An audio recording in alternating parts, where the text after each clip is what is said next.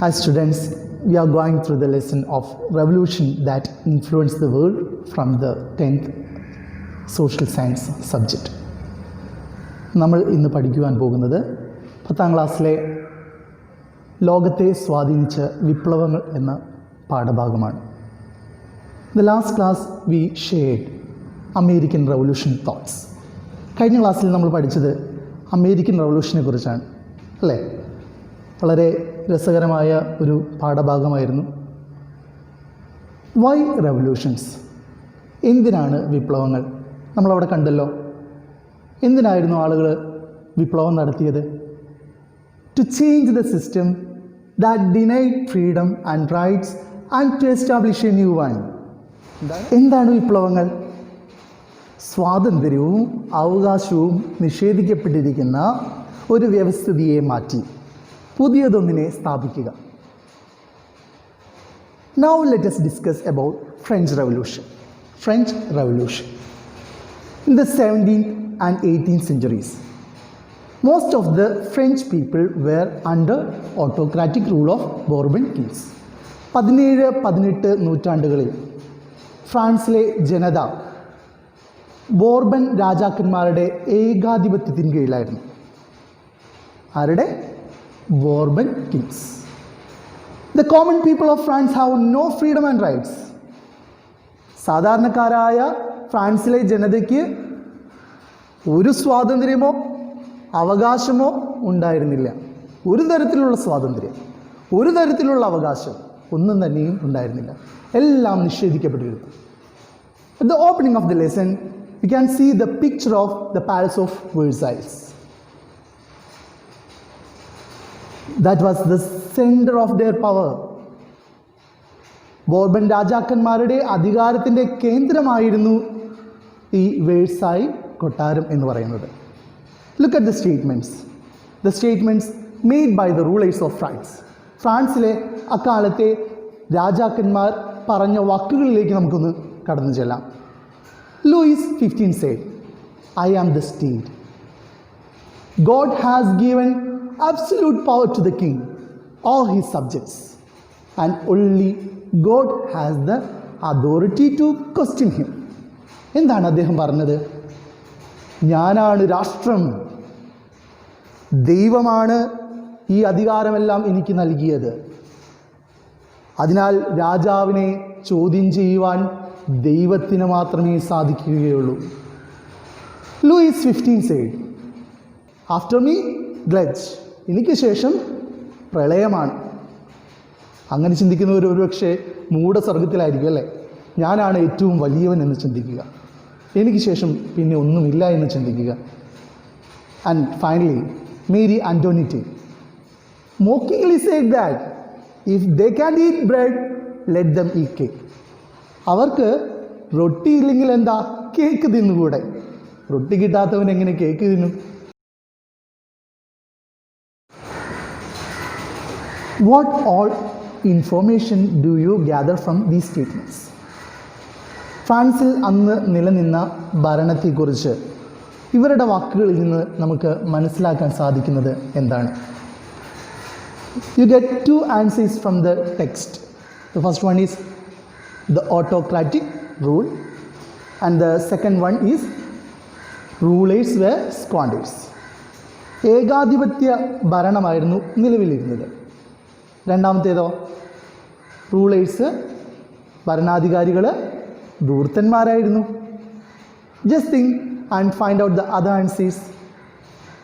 ചിന്തിക്കുക, ആ വാക്കുകളിലേക്ക് കടന്നു ചെല്ലുക, ആ വാക്കുകളിൽ നിന്ന് നമുക്ക് മനസ്സിലാകുന്ന കാര്യങ്ങൾ നോട്ടിൽ കുറിക്കുക. Okay, the third point about the statements. Kingship is the gift of God. From the words of Louis 14, we got the answer. Kingship is the gift of God. രാജാവിന് ഈ അധികാരമെല്ലാം നൽകിയത് ആരാണെന്നാണ് അദ്ദേഹം പറഞ്ഞത്? ദൈവമാണ്. അതുകൊണ്ട് രാജാധികാരം ദൈവദത്തമാണ്. ദൈവത്തിനല്ലാതെ അദ്ദേഹത്തെ ക്വസ്റ്റ്യൻ ചെയ്യാൻ ആർക്കും സാധ്യമല്ല. Then from the words of Marie Antoinette. Marie Antoinette she was the wife of Louis XVI. Louis 16-ാമൻ്റെ ഭാര്യയായിരുന്നു ആര്? Marie Antoinette. From the words of Mary Antoinette, we got the answer.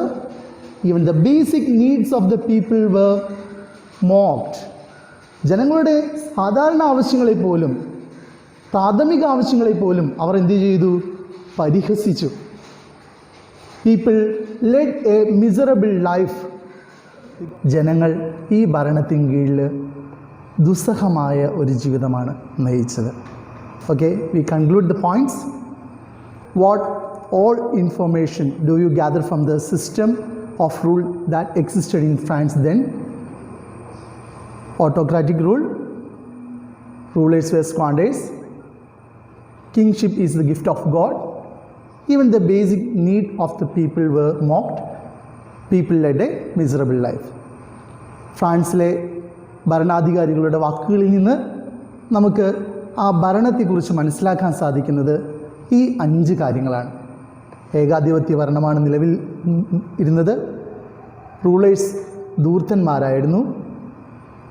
രാജാധികാരം ദൈവദത്തമായിരുന്നു. ജനങ്ങളുടെ പ്രാഥമിക ആവശ്യങ്ങളെ പരിഹസിച്ചു. ജനങ്ങൾ ദുരിതപൂർണമായ ഒരു ജീവിതം നയിച്ചു. What could be the plight of the people under such rule?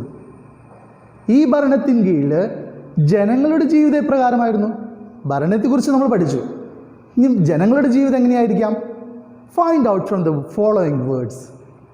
In France 9/10 of the population died of hunger and 1/10 of indigestion.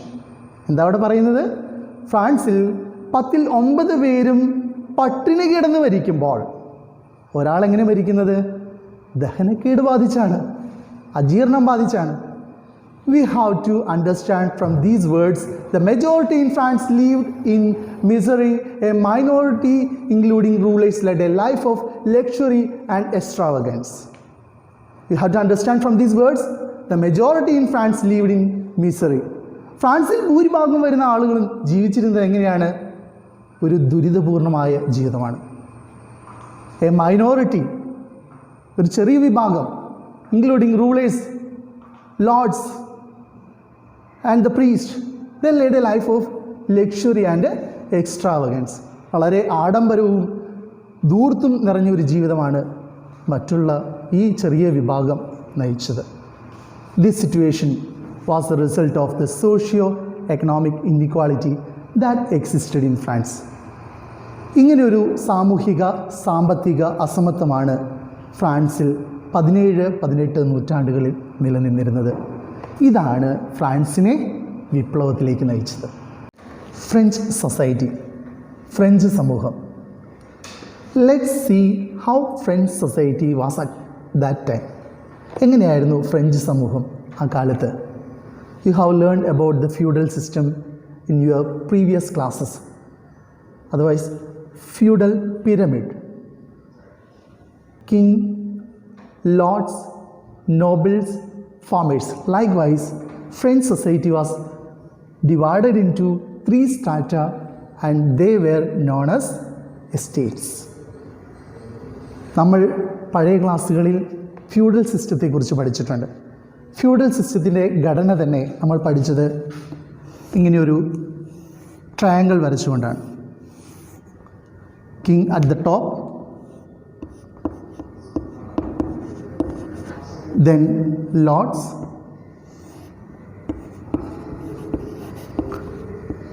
then nobles, then farmers. ഇതുപോലെ തന്നെയൊരു ഘടനയായിരുന്നു ഫ്രാൻസിലെ സൊസൈറ്റി. ഫ്രാൻസിലെ സൊസൈറ്റിയെ 3ആയി തിരിച്ചിരുന്നു. The top, priest, then second one nobility,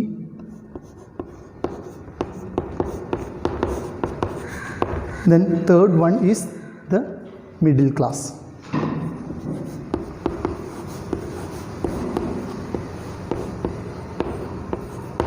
Common people.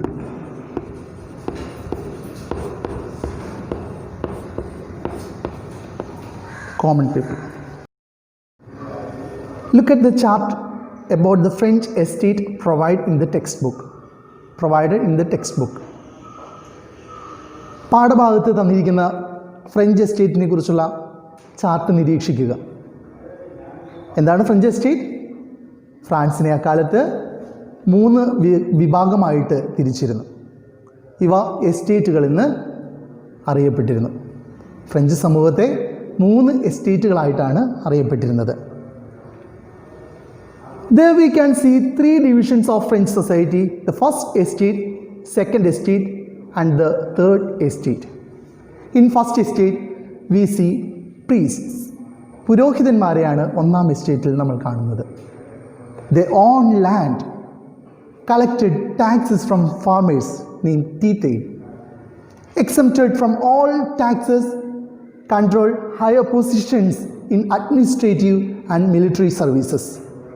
എന്തായിരുന്നു ഒന്നാമത്തെ എസ്റ്റേറ്റിൽ പ്രീസ്റ്റിനുണ്ടായിരുന്ന സാധ്യതകൾ? പ്രീസ്റ്റ് അനുഭവിച്ചു വച്ചിരുന്ന അവരുടെ കാര്യങ്ങൾ എന്തെല്ലാമായിരുന്നു? അവർക്ക് ധാരാളം ഭൂമിയുണ്ടായിരുന്നു. അവർ ഫാമേഴ്സിൽ നിന്ന് ടാക്സ് കളക്ട് ചെയ്തിരുന്നു. അതിൻ്റെ പേരാണ് തീത്തെ എന്ന് പറയുന്നത്. മാത്രവുമല്ല അവർക്ക് നികുതികൾ നൽകേണ്ടതില്ലായിരുന്നു. ദെൻ അവർ എന്തു ചെയ്തു? ഭരണതലത്തിലും സൈനിക തലത്തിനുമുള്ള ഹയർ പൊസിഷൻസ് കൺട്രോൾ ചെയ്തു. ഭരണതലത്തിലും സൈനിക തലത്തിലുമുള്ള വലിയ പദവികളെ നിയന്ത്രിച്ചിരുന്നു. Second estate we see nobility, the nobles, പ്രഭുക്കന്മാർ. The nobles like priest held vast land, collected taxes from farmers, exempted all the taxes, led a luxurious life, and they engaged in military service, made farmers work without wages. പുരോഹിതന്മാരെ പോലെ തന്നെ പ്രഭുക്കന്മാരും ധാരാളം ഭൂമി കൈവശം വെച്ചു. മാത്രവുമല്ല കർഷകരിൽ നിന്ന് നികുതിയും കളക്ട് ചെയ്തു. മാത്രമല്ല അവർക്ക് യാതൊരു നികുതിയും കൊടുക്കേണ്ടതില്ലായിരുന്നു. ആഡംബരമായൊരു ജീവിതം, സൈനിക സേവനം നടത്തി പോന്നു. ഫാർമേഴ്സിനെ ജോലി ചെയ്യിപ്പിച്ചു. എന്തു കൊടുക്കാതെ? വേതനം കൊടുക്കാതെ. The third estate we see the middle class. മൂന്നാമതായി നമ്മൾ കാണുന്നത് ആരെയാണ്? ചാർട്ടിൽ ആരെയാണ് കാണുന്നത്? അതെ, മൂന്നാമത്തെ എസ്റ്റേറ്റ് മധ്യവർഗമാണ്. Including traders, writers, lawyers, officials, teachers and bankers, and including farmers and ക്രാഫ്റ്റ്മെൻ.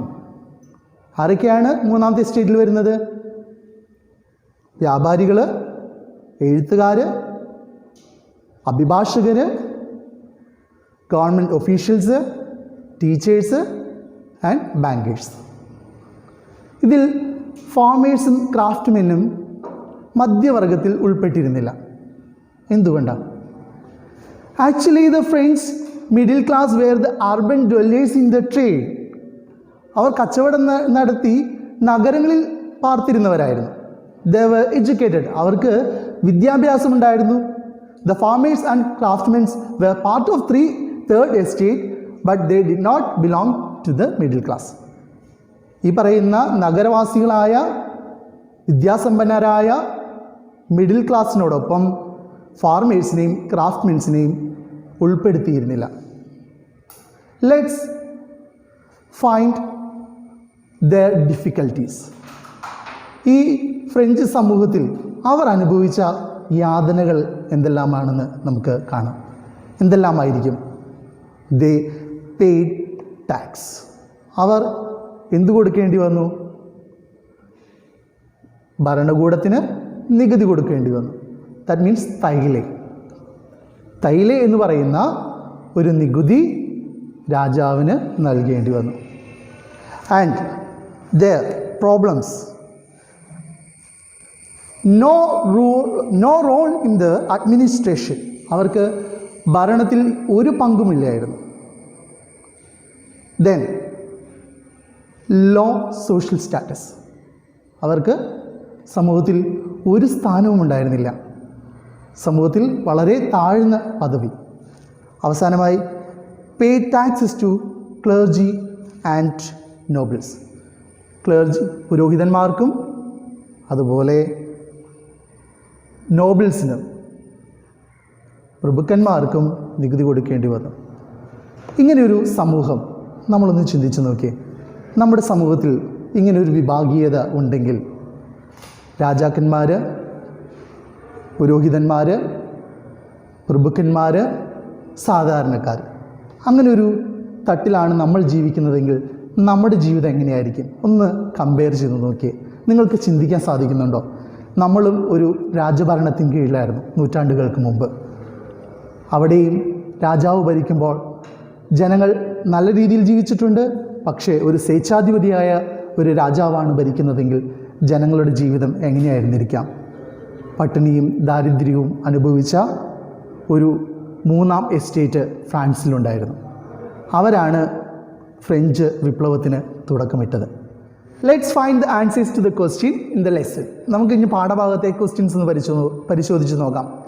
Which estate enjoyed high social privilege and status and led a luxurious life in France. ഫ്രാൻസിൽ ഉയർന്ന സാമൂഹിക പദവിയും ആഡംബര ജീവിതവും നയിച്ചിരുന്ന വിഭാഗം ഏതായിരുന്നു? Yes, first and second estate. To which estate did the majority of people belong? ഏത് വിഭാഗത്തിലായിരുന്നു, ഏത് എസ്റ്റേറ്റിലായിരുന്നു ഏറ്റവും കൂടുതൽ ആളുകൾ? Third estate. Then the third question, which estate exploited the common people and accumulated wealth?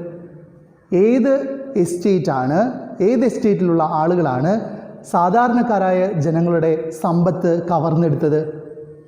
Priests and nobles exploited the people and accumulated wealth. പ്രീസ്റ്റും പുരോഹിതന്മാരും പ്രഭുക്കന്മാരുമായിരുന്നു ജനങ്ങളെ കൊള്ളയടിച്ച് അവരുടെ സമ്പത്തിനെ അപഹരിച്ചത്. Which estate desired a change in the system? Why? The third estate wanted to change the social order that existed in France. ഫ്രാൻസിലെ ഈ സാമൂഹിക സ്ഥിതി മാറണമെന്ന് ആഗ്രഹിച്ചത് തേർഡ് എസ്റ്റേറ്റ് ആയിരുന്നു. Thank you.